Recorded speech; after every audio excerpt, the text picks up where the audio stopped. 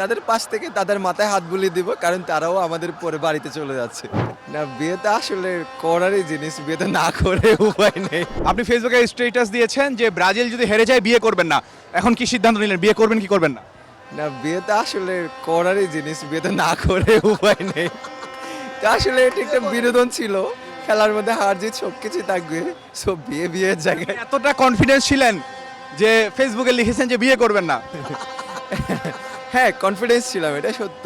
Brazil খুব ভালো খেলেছে, ভালো অ্যাটাকিং ছিল, ডিফেন্ডিংও আজকে খুব দুর্দান্তভাবে ছিল, বাট নরওয়ে ভালো খেলেছে। বাট প্রবলেমটা হচ্ছে এই জায়গায় যে নেইমারকে মানে প্রথমার্ধে না নামালেও অ্যাটলিস্ট মানে শেষার্ধের শুরু থেকে নামানোটা উচিত ছিল, বাট এই জায়গায় ডিসিশনটা ভুল ছিল, যার কারণে আজকে আমাদের কালকে গিয়ে ফ্রান্সের জার্সি কিনবেন কিনা?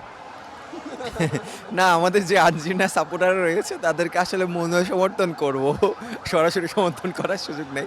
তাদের পাশ থেকে তাদের মাথায় হাত বুলিয়ে দিব, কারণ তারাও আমাদের পরে বাড়িতে চলে যাচ্ছে। এতটা কনফিডেন্ট যে আর্জেন্টিনা চলে যাবে? হ্যাঁ, কারণ ব্রাজিল চলে যে আপনি চাইলে শুভকামনা জানাতে পারে।